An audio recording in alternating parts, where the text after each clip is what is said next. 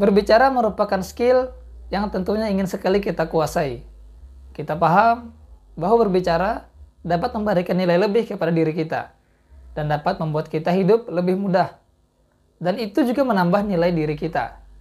Apalagi kalau kita lihat dalam bidang pendidikan misalnya, usaha, kemudian dunia kantor, bahkan politik, ekonomi, sosial, dan bahkan hal yang lebih sederhana seperti berbicara kepada orang, itu juga merupakan salah satu komunikasi. Meski sehari-hari kita ini berbicara, kita berkomunikasi, tapi tentu saja tidak jarang kita merasa kesulitan dalam berkomunikasi.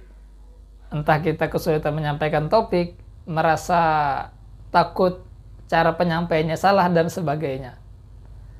Oleh karena itu penting sekali bagi kita untuk mengasah skill berbicara dan juga tentunya mengetahui apa-apa saja yang harus kita lakukan dan tidak kita lakukan ketika berbicara. Hai, aku Diki Dikara. Di channel ini aku membahas buku-buku pengembangan diri. Dan pada kesempatan kali ini kita akan membahas dasar-dasar dari komunikasi yang termuat dalam buku Seni Berbicara karangan Larry King. Ada 4 dasar komunikasi yang diterangkan oleh Larry King. Yang pertama adalah kejujuran. Maksudnya bagaimana? Kejujuran itu adalah kita jujur terhadap kondisi tubuh kita, perasaan kita, pikiran kita ketika kita sedang berbicara.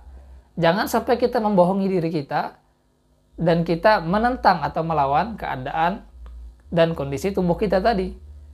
Nah, sehingga nanti jadinya tidak natural, tidak murni, tidak santai begitu. Nah, karena biasanya memang ketika kita melakukan pertama-tama public speaking, itu biasanya bisa gugup gitu kan. Nah, kita harus jujur kepada diri kita. Misalnya ketika kita melakukan public speaking kepada audiens dan kita merasa gugup karena kita baru pertama kali tampil di kesempatan itu, tidak apa-apa kita sampaikan kepada audiens bahwa saya di sini merasa sedikit gugup karena pertama kali berdiri di panggung ini di hadapan orang-orang yang luar biasa begitu. Nah, dengan begitu audiens itu akan mentolerir kesalahan-kesalahan kecil kita nanti dan juga kita pun merasa lebih santai karena kita sudah mengungkapkan bagaimana keadaan diri kita. Kemudian dasar berbicara atau dasar komunikasi yang kedua itu adalah kemauan. Nah, maksudnya bagaimana? Kemauan untuk kita mengasah cara kita berkomunikasi. Misalnya kita latihan berbicara di depan cermin, latihan berbicara dengan anak kecil, latihan berbicara dengan hewan bahkan begitu ya. Itu semata-mata untuk mengasah skill berbicara kita.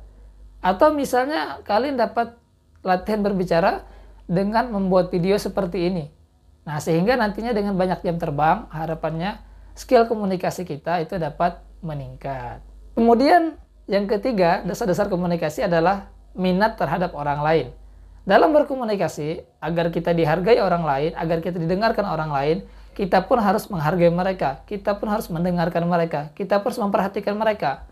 Contohnya seperti apa? Seperti melakukan kontak mata dari kanan ke kiri, dilihat satu persatu audiennya, sampai mereka merasa bahwa kita mengajak mereka berkomunikasi. Nah, sehingga apa nanti? Mereka merasa diperhatikan oleh kita, dan mereka mendengarkan pembicaraan yang kita sampaikan.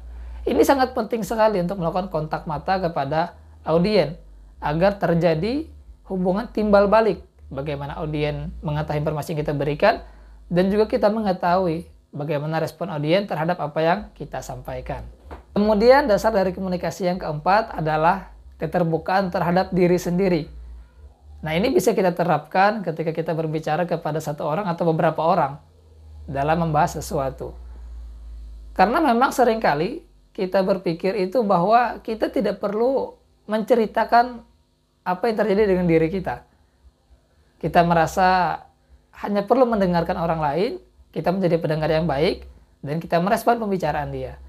Nah, ini adalah salah satu hal yang juga aku rasakan dulu sebelum aku mengetahui teknik-teknik ini.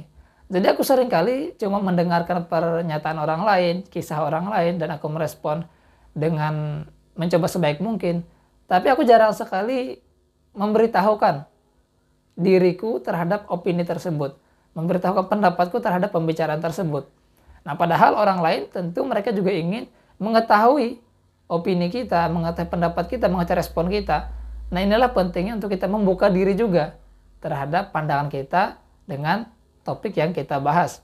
Bukan berarti kita membuka aib kita, membuka keburukan kita, tapi sebatas topik itu. Kita juga menyampaikan pandangan kita, sehingga terjadi komunikasi, terjadi percakapan di situ. Demikianlah 4 dasar dari berkomunikasi. Semoga video ini bermanfaat dan kita berjumpa lagi di video selanjutnya. Tolong bantu channel ini dengan memberikan like, share, komen, dan subscribe. Sampai jumpa di video-video berikutnya.